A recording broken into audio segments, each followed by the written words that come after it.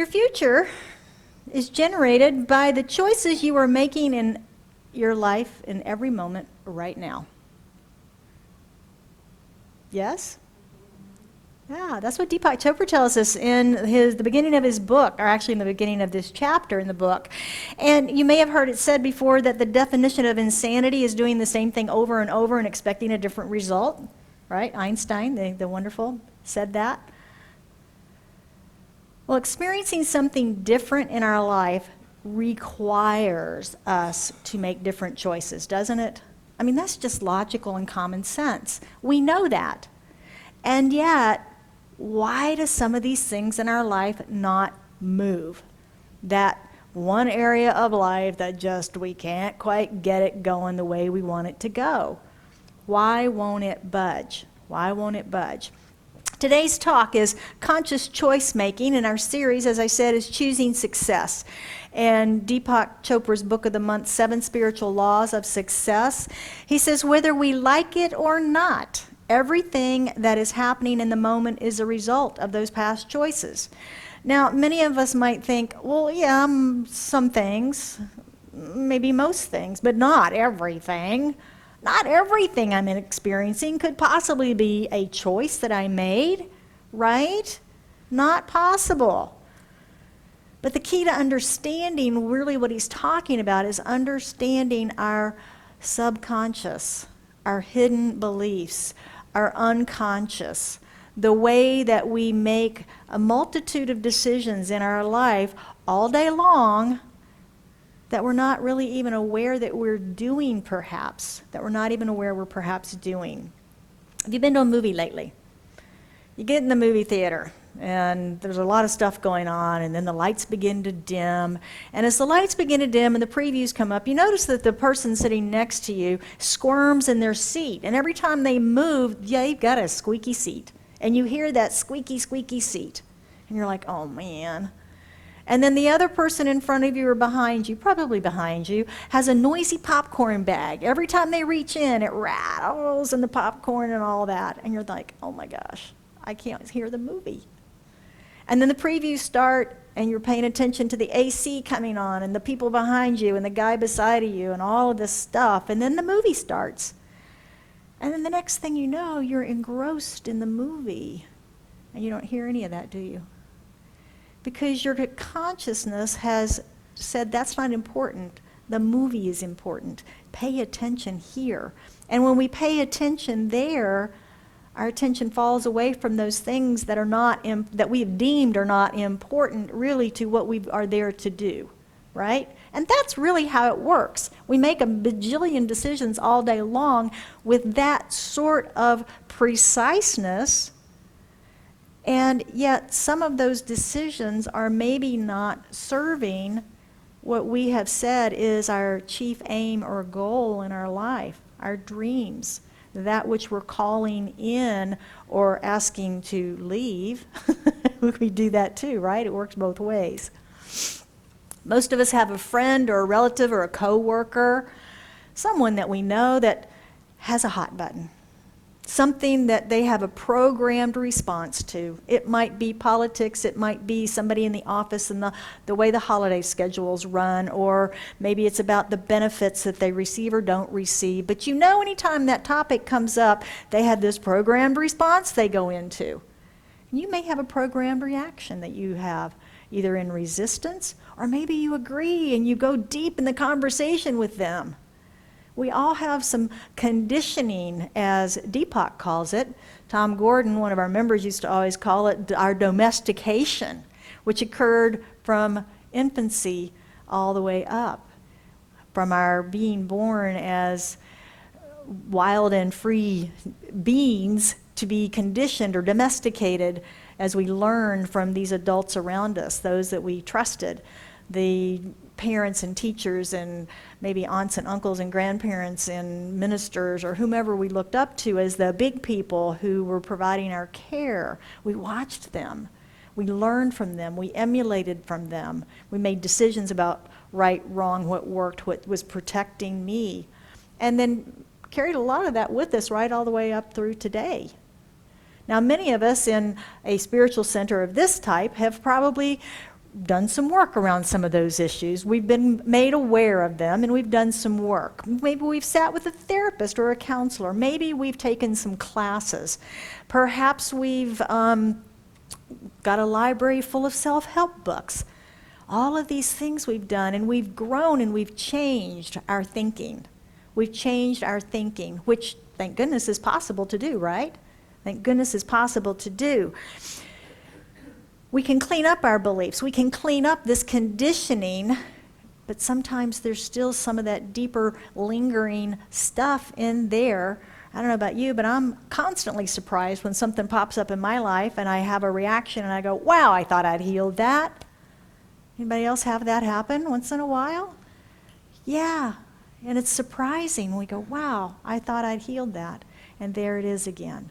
So we do have some of these things within us that we can always look around our life. We've got this wonderful thing called the law of reflection, because life reflects back to us in the conditions, circumstances, and situations of our life, our beliefs, our choices. I think it was Kobe that said, I'm a product of my life is a product of my choices, not my environment, something like that. And that's true. We are a product of the choices that we have made throughout our lives. So if we wanted to be more physically fit, more healthy, and more balanced, that's our goal, that's our chief aim. Maybe it's been our chief aim for years. Maybe that shows up every year on our New Year's resolution, on our goals list. I'm going to be healthy this year. I'm going to eat better. I'm going to go to the gym. I'm going to get more rest. I'm going to be healthy this year. And it shows up every year, every year, every year. We see it in gym memberships. They spike in January, don't they? February, they start to slack off. March, they start. Why? Because we're now choosing to hit the snooze button or choosing some other activity instead of choosing the choices that will keep us on track and on point for changing our life and achieving that goal. Then there's others who will achieve the goal. Okay, I did it for 2019. I'm done with that. I can go back to eating sugar and carbohydrates and stay out of the gym and cancel that membership and save that money. Yeehaw. And what happens? Go right back into whatever we were doing before. Go right back into whatever we were doing before. Because we continue to make the same choices. We continue to make the same choices. Einstein didn't call it insanity for anything, right? Making the same choice and expecting a different result. So the third spiritual law is called the law of karma. And Deepak tells us every action generates a force of energy that returns to us in like kind. Every action generates a force of energy that returns to us in like kind. In philosophy, it's known as cause and effect. And that's from ancient Greek, which is like 500 BC, a long time ago. This is when they started talking about it. Hippocrates wrote about it. And then later, Newton's third law of motion, stating that an equal and opposite reaction would occur anytime there was an activity. And the good news is Deepak now is going to share with us some practices that we can use to break through some of these unconscious choices that we may be making that are not leading us closer to our intended chief aim or goal. The first one that he suggests is this practice of witnessing. And we've said it very often here that we first must be aware of what we're thinking or a choice we're making or a behavior that we're having in order to change it. We have to be aware of that. And we, as I said, we make choices all day long. Millions, bajillions of choices all day long. I mean, things as simple as, do I want to have lunch now or wait a minute or 5 minutes or a half hour? Do I want to get up now and take a break, or do I want to continue to sit and work on my computer? Do I want to finish this document, or do I want to wait? Do I want all of those are choices, aren't they? All of those are choices. And a lot of times we're unaware of them. We are unaware of them. We just unconsciously, subconsciously make those choices all day long. Some of them can be good choices for us, can't they? Some of them can be, many of them are very good choices for us. They're empowering choices for us in the way that we choose to show up. But our subconscious also, I would bet 5 minutes ago, nobody was feeling the clothes on their skin. We all have, fortunately, clothes on this morning, and it's touching our skin. Unless your clothing is uncomfortable in some way and getting your attention for some reason, you probably don't notice it throughout the day. But your skin's the largest organ on your body and has feeling sensors, right? But we don't usually feel our clothing because it's not one of those important things, right? It's not one of those important things unless there's a problem with it, which gets our attention. And then there's the not so good things. The not so good things that we're making choices about that are keeping us stuck in the experience we no longer desire. So when we can begin to witness our choices, begin to pay attention and witness them and make more empowering choices. Piece of cake, right? Not really, because there's so much going on. For our own survival, we block a lot of stuff out, don't we? Because we're so busy. Imagine if you had to think about everything that was going on right now. The clothes touching your skin, breathing in and out, beating of your heart, blinking of your eyes. You'd hear the air conditioning. You'd sense all the different colors and the lights in here, the chair that you're sitting in, the floor that your feet are on, the softness or the hardness of the carpet. I mean, there's so much happening in here right now that we're not paying attention to. Many of you may not even be paying attention to my voice right now. You may be off someplace thinking about what you're doing later, or there's something on your heart that you're struggling with. We have that capacity as humans. We're amazing people. We are amazing people. So we can make these choices. Science of Mind tells us what? Change your thinking, change your life. You've heard that once or twice? Well, it's true. We change our thinking, we change our future. We can change our future. We change our thinking by choosing to witness, what am I thinking, so that I can change that thinking. If I don't know what I'm thinking, how am I ever going to change it? How am I ever going to change it? Sometimes when I look around my life, I wonder, how did my life get to be this way?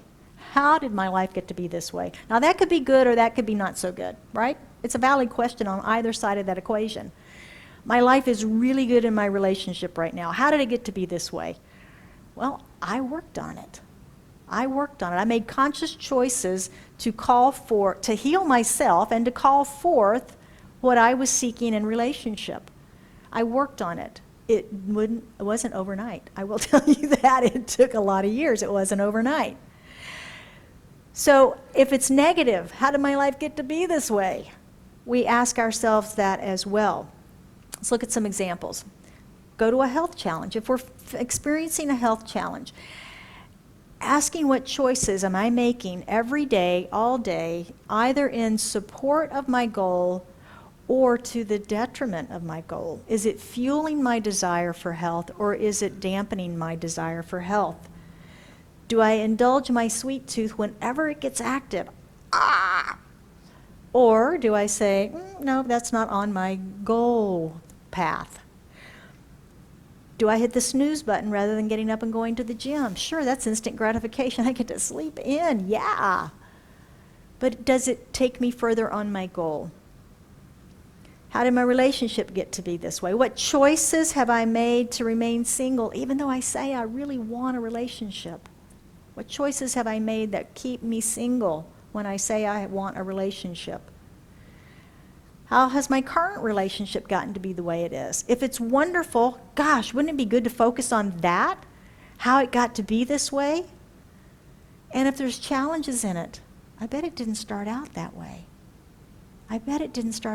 What choices have been made in between day one and now that have caused the challenges? What choices have been made? And how did my finances get to be this way? Through conscious investing and saving, or through mindless spending and temporary gratification? How did my finances get to be the way they are? And the work that I do in the world, am I on autopilot making widgets all day long? Or am I a conscious contributor to my company, to my clients, to my fellow co-workers, to the world? Am I a conscious contributor, or do I complain and am I disruptive in my career? Or am I really being a giving person in that? So when we look at these four main areas of our lives and look around and see what's being reflected back to us, we can begin to witness some of the decisions perhaps that we're making and look for ways that we can consciously make more empowering choices for our lives. So after we go through the witnessing stage of this with Deepak, he has a couple of questions for us to help us in making those better choices. The first one is, what are the consequences of the choice that I'm making? Intended or not. We've all heard of unintended consequences for some decision that has been made. And sometimes that happens. We think, oh, this is the best way, this is the best decision that I can make, I'm going to do this, and then all these things happen and we kind of go, whoa, I didn't see that coming. I didn't see that coming. So we have an opportunity then to make amends, to maybe apologize, maybe turn it around and go a different direction, whether it's intended or not. But asking ourselves, what are the consequences of the choice that I'm making, is a way that we can pause and look for ways to bring greater success. The second question that he offers is, will this choice bring fulfillment and happiness to me and to those who are affected by this choice? Wow, that's a very empowering question, isn't it? Will this bring happiness to me and to those affected by this choice? Now, we've said that we're all here to be happy. We're all here to be happy. But this is a key ingredient, that it's not just about my individual happiness, it's about the happiness of everyone around me. And does this decision bring happiness and fulfillment to those that it also impacts because I make this decision? If I choose to implement a new dress code in my company, and let's just make something up. Tattoos are kind of a big thing now, and if the company decides nobody can have a tattoo in the office, and half of the office has tattoos, what's the unintended consequence? Light rail. New light rail station down at Washington Street, where I work in the real estate company. Everybody was excited about having mass transportation. We can go easily into downtown, we can go easily into Tempe, it'll be fun, it'll be nice. Well, I don't know if you've heard it said, but we've heard it said since the station went in that it is a transportation system for those who are homeless. And I don't know if you've noticed, but our valley has a very severe homeless challenge right now, a population that is not being served in our communities. And many of those, through our experience at the office complex, are recently released from medical facilities where they have perhaps been receiving care, psychiatric care, and they're back out on the street because they have no place to go. It's a really sad situation. And the police and the fire are called, and there's medical, it's just a really complex problem. But because there's no ticketing that's monitored on the trains, there's no restrooms on the trains or the platforms. Did you know that? That's an unintended consequence, isn't it? What were they thinking when they didn't decide to put restrooms on the trains or on the platforms? And what are people supposed to do? They get off and they go to the businesses, don't they? So it's really an interesting dynamic of these unintended consequences that are happening live right now in live time in our valley through some decisions and things that have been made. What are the answers? New choices. What are the choices? I don't know. I'm not that smart. So it's really interesting to take a look at our life, or what are the unintended consequences of the choices that I'm making, and who's going to be affected by it? Who's going to be affected by it? So consider this past week. What choices did you make in your life? What choices did you make in your life that was good for you, but maybe not good for someone around you? Maybe not good for someone around you. What could that be? What could that be? You know, maybe we chose to sleep in and go into the office a little later, but there was a negative impact on the people in the office. Maybe a meeting was missed or something that you needed to provide wasn't there. So we didn't consider that consequence of that choice of benefiting me by getting to sleep in, negatively impacting the meetings and things that were scheduled in the office. So think about those unintended consequences.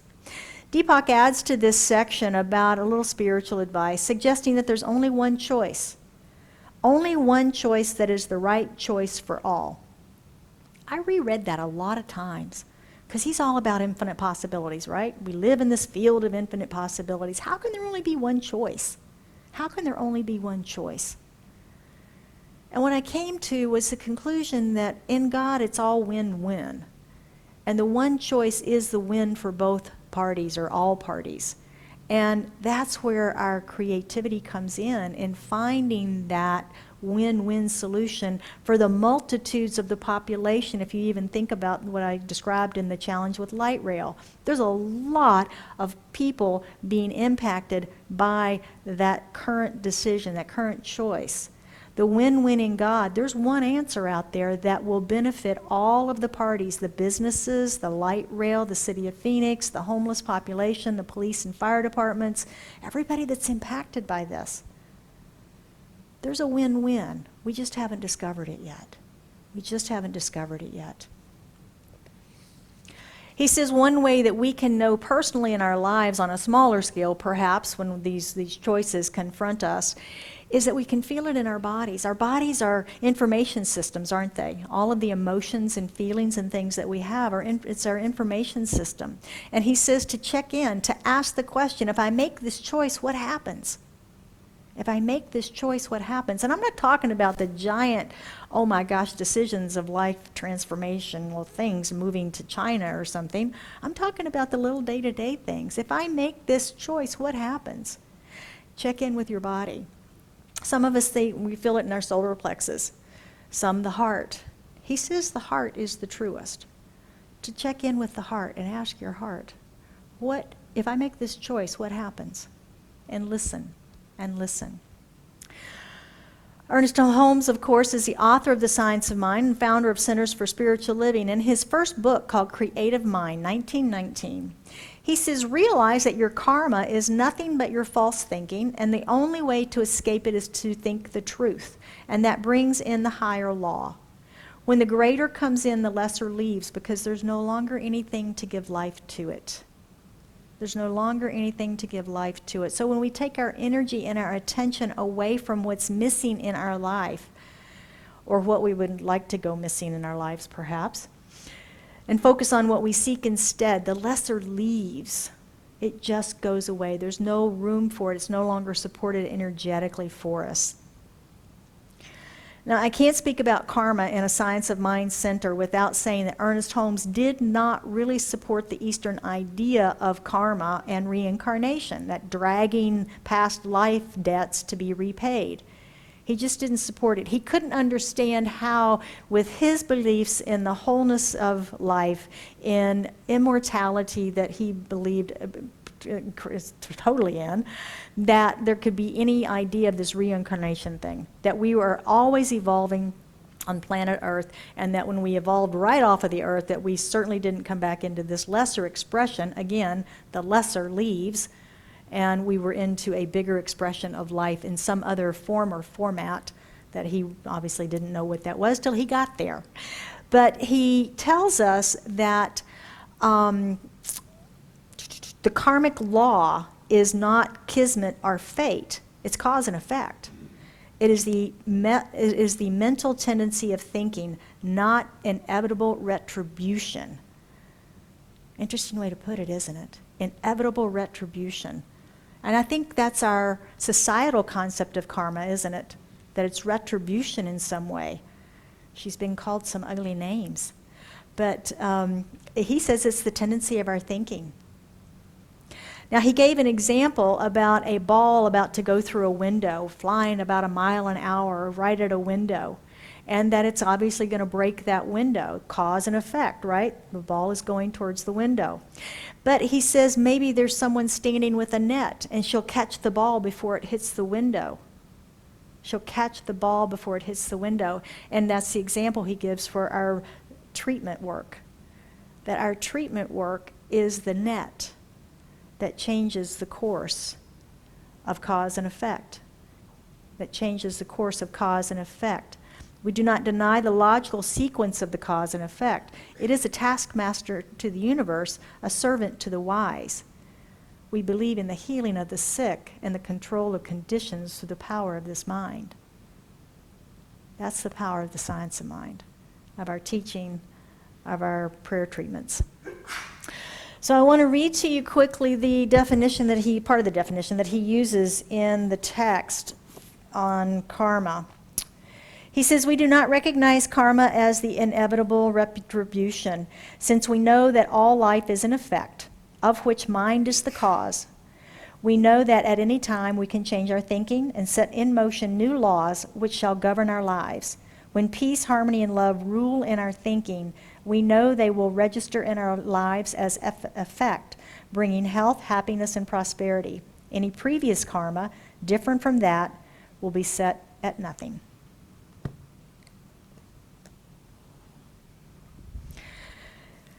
And that is what we are doing, is learning how to be wise stewards of these universal laws, of all of the universal laws, in order to create our world and a world that works for all.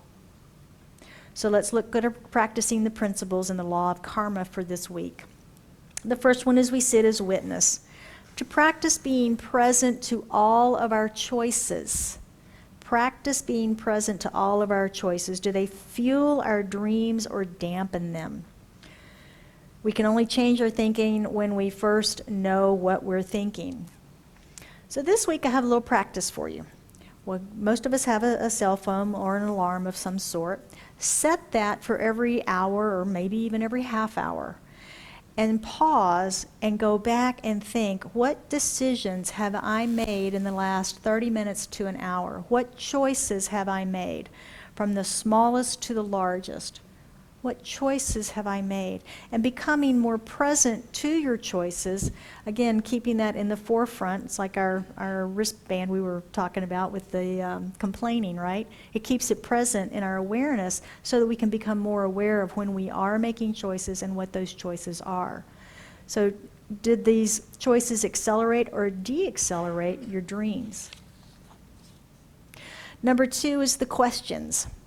What are the consequences of this choice, and will it bring long-term happiness and fulfillment to me and others? The science of mind is very clear. We can create anything we want. We can call in anything we want in our lives as long as it harms no one else. Remember that caveat? It's always there, as long as it harms no one else. And that's what this is really talking about. Zig Ziglar, Napoleon Hill, all of the great teachers have said, you can do and be and have anything you want as long as you help enough other people achieve what they want. That's a business strategy. That's a life success strategy. Helping others helps us to achieve success as well. So this week, write down this question. Write down these questions. Carry them with you and ask yourself that, particularly in the area that you're looking to shift. If you've got that chief aim that we've been talking about for a couple of months, your main goal, your main dream, something you're calling in or releasing, ask this question about that.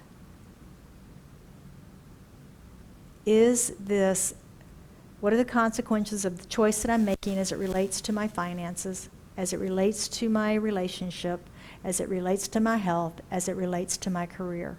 What are the consequences? Is this decision going to bring me closer to my dream? Is it going to bring long-term happiness and fulfillment to me and to those around me? Powerful stuff. A lot of work. It's worth it. It's worth it. And number 3 is the guidance. Asking your body, asking your gut, your heart. Again, Deepak recommends the heart. Asking for guidance. Stay out of your logical mind. There's an ego in there, right? And it gets all wound up in logic and all wound up in the past, and that never worked before, it can't possibly work now, and principle's not bound by precedent, is it? We live in the field of infinite possibilities. This week, access your inner guidance through meditation practice. That's the best way, the fastest way, the quickest way, the easiest way, is through your meditation practice. Ask yourself, if I make this choice, what happens? And then be still and listen and follow that guidance. Be still and listen. Deepak says that by becoming a conscious choice maker, you begin to generate actions that are evolutionary. I love that quote. Evolutionary. That's what we are here to do. It's a great wrap-up to this law of karma because the science of mind tells us it's a tendency of our thinking. We are evolving. Spirit is evolving through us, having a greater experience of life through us. That's that desire that's always pushing us. You're more, as Mary Morrissey says in the class. You are more. That is what desire is within us. There's more love, more peace, more harmony, more joy, more abundance, and whatever it is that you think it takes to bring that to you, to have that experience of more, that's your individuality. And that's the really cool thing about being a human on our planet right now, is that we can do these things. We can allow that idea of more to come through us, to allow Spirit to have its way through us, to be a bolder expression. It's fun. Change our thinking, change our future. So it is. So would you join me in an affirmative prayer? How good it is that we come together this morning in community in recognition of that one life. That life is God. It is the one power and presence that is enthroned as all that is, was, and ever has been. It is the infinite love and wisdom. And all of that is here now present, enthroned as me, as an expression of it. And as I know that for myself, I know that for each one of us in this room, that we are all individualized and unique expressions of that one life force, that one life, that one energy, this thing called God. And as we are here as expressions of it, it is moving through us constantly moving through us as the good, expressing as us, as we see fit to express that desire, that spark of life, that spark of the divinity of who we are. And so I know that as we step into these practices and principles, this idea of karma as a tendency of thinking and knowing that we can change our thinking to change our future, to change our life. Today's the day. Now is the time. Make the decisions and choices now. And I know for any of us that have anything on our hearts today that we are seeking prayer around, as we lift that into our awareness, that it is blessed, healed, revealed, clarified, supplied, whatever the need is, it is abundantly filled in this moment, whole, perfect, and complete, as each one of us is. And how grateful I am for this knowing, for this truth, for this realization and revelation. As I release this into the activity of mind, the action of law, knowing that it is already done, there is nothing else to do. We just accept its manifestation now by affirming together. And so it is.